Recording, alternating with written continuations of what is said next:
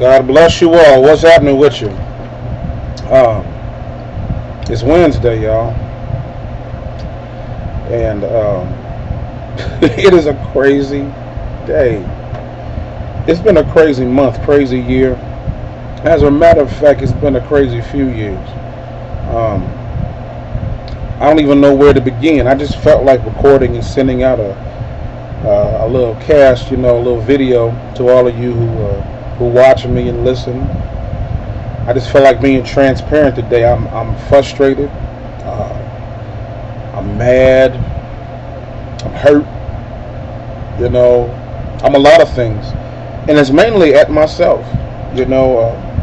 Last night at Bible study, a good friend of mine was teaching out of Psalm 42. And if any of you out there who are struggling with depression and anxiety and you don't know really what's going on, read Psalm 42. The writer is writing out of depression. He's sad, he's hurting on the inside, but in the midst of it all, he recognizes where his strength comes from. It is a powerful, powerful text. But as he was teaching, I began to see myself in the text and understanding that I am dropping the ball. And, I'm not out here doing crazy things like, many Christians do. We label and we say certain sins are bigger or larger or hurt more people than other sin. But, I'm not doing drugs. I'm not drinking. I'm not cheating on my wife. I'm not, I'm not robbing banks. I'm not gang banging, doing drive-bys. But it's the small things in my life. It's those little things that are causing me to stumble. And it's those small, tiny things that are leading me to a place where I'm outside of God's will.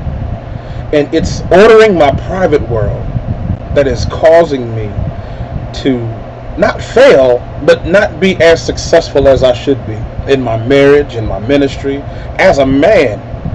And it's killing me. It's killing me on the inside. It's affecting my mind. See, because my mind and soul are connected. And ultimately, the enemy wants my soul. So in order to get to my soul, sometimes he has to attack my mind. And, I've struggled with depression most of my life. I fight it and I praise my way out of it. But see, I found out last night through a revelation that depression is not my issue. See, depression is a symptom. It is a symptom of something else greater. And in psychology, they taught me, and if many of you out there who have learned it, is that in people's lives who have issues, you have to peel back the layers of their life and find the root, find the foundation of the thing that is causing the symptom. And many times I've been in prayer lines and I've been anointed and whatnot, and they laid hands on me and said, "Depression, come out." And you walk away feeling okay, but the next day you're kind of still in it. And those things, those remedies are just temporary. And for your thing, for my thing to really come to an end, the root has to be killed. And I want to be transparent for a minute, but the roots in my life are deep. And I had to go back to when I was 8 and 9 years old, because I've struggled with rejection. I've struggled with molestation. I've gone through addiction. And through all of those things, I ended up closing off the world. My heart became calloused. I began to have a hard head and not really reaching out to people. I've had to live a life as the Lone Ranger.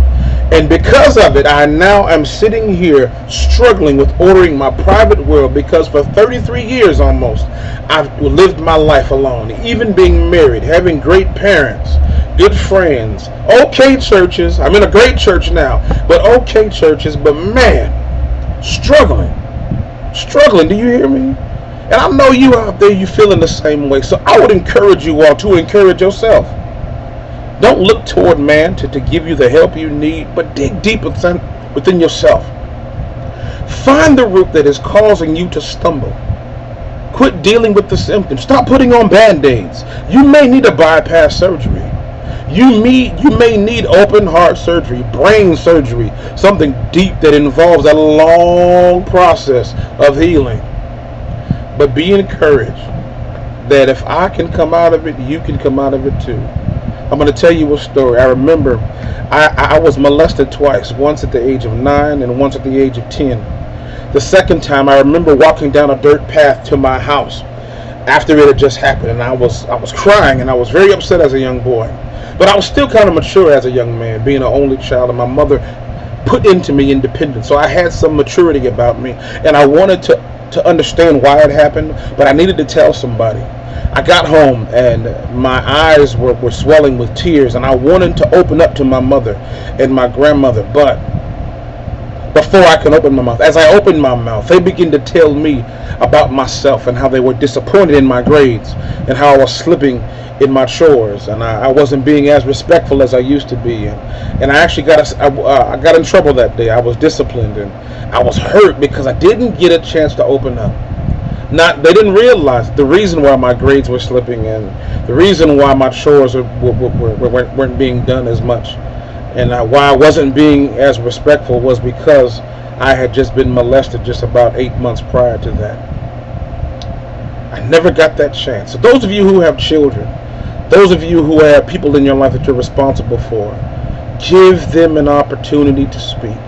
Because if I would have had a chance to speak that day, it's possible.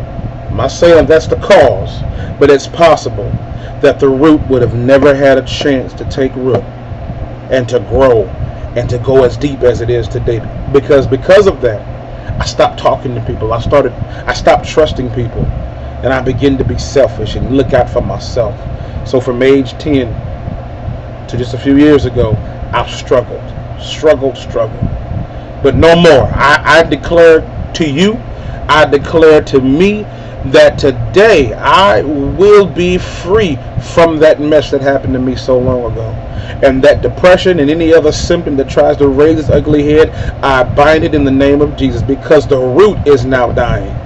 Not because I'm taking the band-aid off, but the root, my heart, is becoming uncallous, becoming free, giving me the ability to love again and trust again. Love and trust you, love and trust my friends, love and trust my wife and children, and ultimately love and trust my God, because I can't love him until I love you. So be encouraged today. Walk boldly and understand that your freedom is just one step away. I'm praying for you. Pray for me.